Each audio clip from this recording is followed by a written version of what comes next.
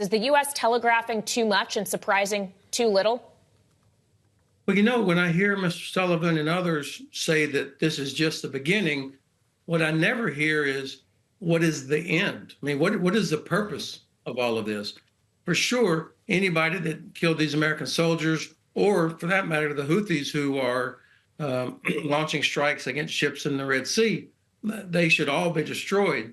But what is our strategy? What's the strategic objective we're trying to accomplish? The decision to launch strikes, those are policy decisions, but they've got to be rooted in a desired strategic outcome. And I don't hear that. But we are not deterring the Iranians or any of their proxies. They're continuing to launch attacks despite what our great Navy and Air Force have been doing. Well, that's concerning. And to your point, General, we saw strikes on a whole lot of targets over the course of the weekend in Iraq and Syria, and then again in Yemen, which we have been seeing for months and months. Should the U.S. have attacked Iran directly? What would have been more appropriate, in your view, to actually make a difference here? Well, again, I think you have to make it clear what the strategic outcome is. What are our strategic interests, and what are we trying to accomplish? I think the administration, which does a very good job on a lot of different things, but they have a tendency to, I think, telegraph what they're not going to do. And so I think they have telegraphed that they're not going to strike a target inside Iran, just like they telegraphed or said that we would never put boots on the ground in Ukraine. Even if you don't intend to, why would you give that indication? And then secondly, I think the administration overemphasizes avoiding escalation. That avoiding escalation should not necessarily be the top priority. It's changing Iranian behavior and the behavior of their proxies. That's got to be the top priority. Well, General, what's the line between avoiding escalation and inviting escalation? How fine is that?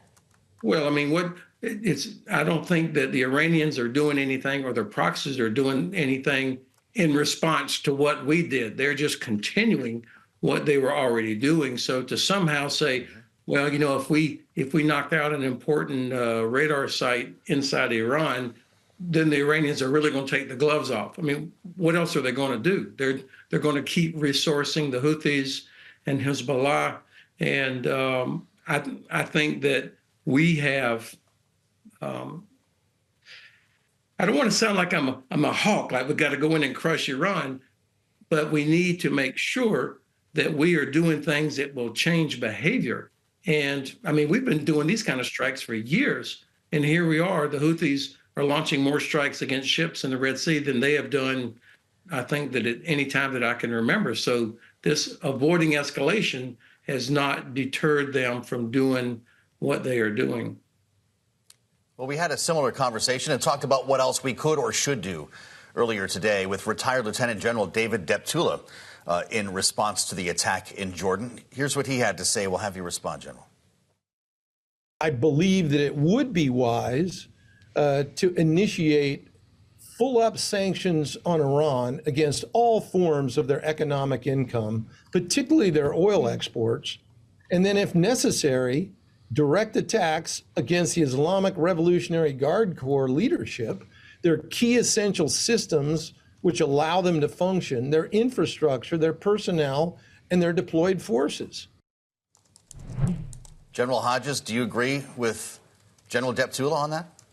I like a lot of what Dave Deptula just said, particularly using all of our economic capabilities as well.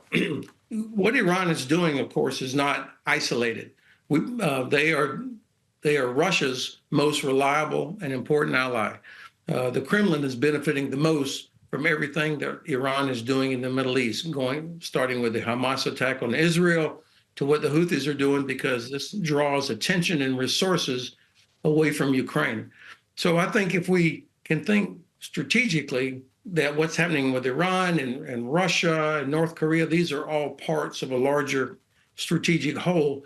And if we look at it like that, then I think we'll be more effective in massing our economic capabilities, as well as military capabilities. And of course, the Iranians should be very worried that we will, in fact, strike exactly the targets that he's talking about. If we don't, then they will just continue to resource. They'll meter it back and forth, but they will continue doing what they're doing. It's clearly what we are doing now does not deter them from their behavior.